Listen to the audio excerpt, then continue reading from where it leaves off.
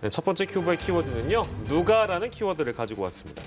FC 서울 소속 축구 선수 기성용 선수가 아버지인 기영옥 전 광주 FC 단장과 함께 농지법 위반 혐의 등으로 경찰에 입건된 것으로 확인됐습니다.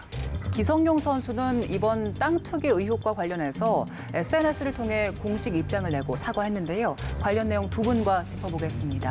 최영일 평론가 계속해서 함께하시고요. 박주희 변호사 오셨습니다. 어서 오십시오.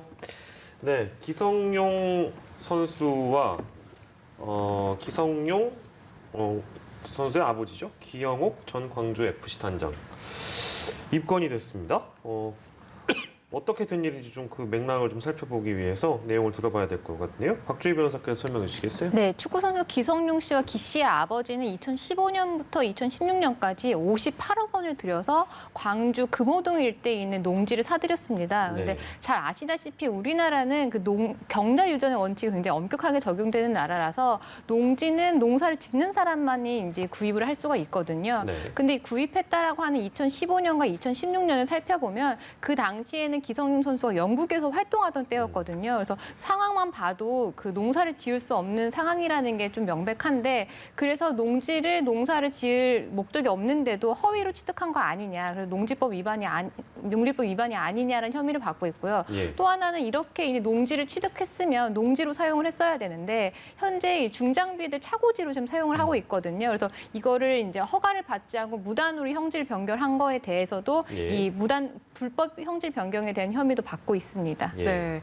이 땅을 살펴보니까 그냥 일반인들이 보면 이게 왜 샀나 싶은 땅이라고 하더라고요. 맞습니다. 근데 이런 땅을 지금 58억 원을 들여서 매입을 네. 했다고 하잖아요. 그 산 이유가 있을 것 같아요. 그러니까 15,000제곱미터, 예. 우리가 흔히 보면 5,000평 내외의 규모니까 굉장히 넓고요. 58억 원이니까 이게 수도권이 아니고 지역임에도 불구하고 굉장히 고가를 들여서 넓은 부지를 매입을 했는데 자, 기성용 선수의 아버지는 이렇게 이야기를 합니다. 모두 다 자신의 책임이다.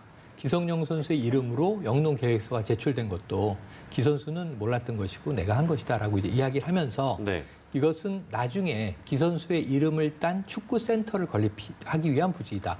이건 혹시 또 사실일 가능성도 있어요. 예. 그런데 문제는 그 이후의 와중에 이 지역이 그 마륵 공원이라고 하는 공원이 조성이 되게 되면서 기 선수의 명의로 돼 있는 부지의 일부 한 36%가 예. 우리가 요즘 많이 듣는 내용이죠. 토지 수용이 됩니다. 토지 수용이 되면 보상이 되는데 이게 한 12억 원 정도 보상을 받은 것 같아요. 그런데 문제는 보상되면 손해본다. 이런 얘기 LH 사태 때 많이 했거든요. 예. 예. 그런데 손해본 게 아니라 이 2배의 가격으로 살 때 가격이 2배 정도 가격을 쳤으니까 예. 오히려 차익 실현이 된 셈이에요.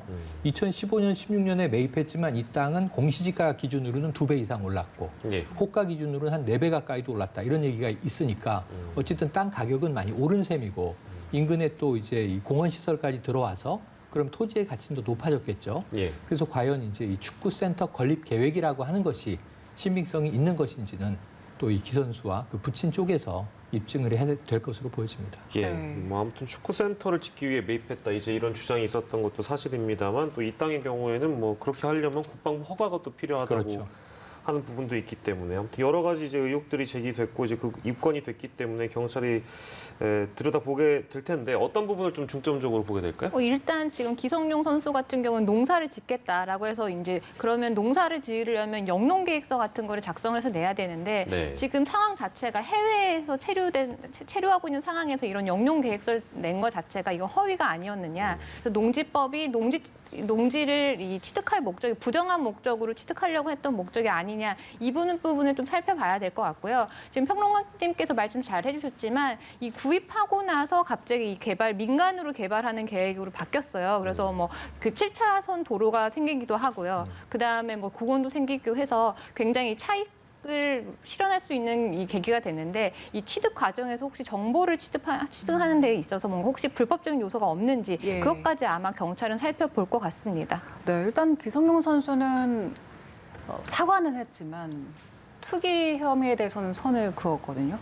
일단 혐의를 짚어주셨는데 그러면 이런 경우에 어떤 처벌 가능합니까? 네, 기성용 선수는 일단 뭐 무리를 일으킨 데에 대해서는 죄송하다라고 했는데 본인은 본인이 구매한 토지가 농지가 포함되어 있는지도 몰랐고 불법 농지 취득인지도 몰랐고 이 과정을 모두 아버지에게 일임했다라고 해서 본인은 이 사실에 대해 잘 몰랐다라고 하는데 일단 뭐 수사를 더 해봐야 되겠지만 만약에 이 드러난 것 자체가 농지법 위반이라든지 불법 형질 변경이 사실이라고 한다고 하면 처벌 수위가 낮지는 않습니다. 예. 농지법 위반 같은 경우는 5년 이하의 징역 5천만 원 이하의 벌금이고요. 또 불법 형질 변경, 그러니까 허가를 받지 않고 농지를 다른 용도로 사용을 했던 거에 대해서는 3년 이하의 징역 3천만 원 이하의 벌금에 처해지게 됩니다. 예, 이제 그런 처벌까지 가능하다는 얘기고요. 이제 경찰이 수사를 통해서 어떤 내용들이 추가적으로 또 드러나는지 저희가 지켜봐야 될 것 같습니다. 첫 번째 사건으로 저희가 함께 해봤고요.